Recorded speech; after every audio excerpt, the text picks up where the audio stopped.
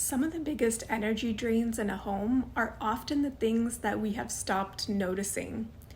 One of the things that I find so fascinating about human beings is how adaptable we are. We can get used to almost anything. And in fact, we can live with something every single day, and eventually we will stop seeing it or noticing it altogether. And that's kind of mind blowing when you think about it. How do we even stop noticing the things that we're living with? And the answer is that, these things start to become familiar to us. And when something becomes familiar, it tends to kind of fade into the background and become normalized.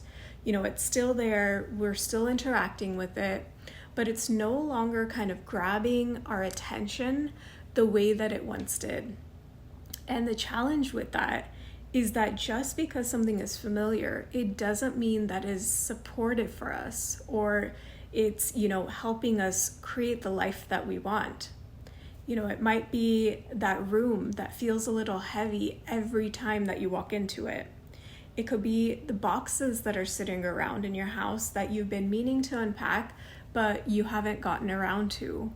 Or maybe it's, things that you're keeping out of guilt, or furniture that, you don't really love, but you've learned to live with. It might even be stuff that you're holding on to, like just in case, you might need it.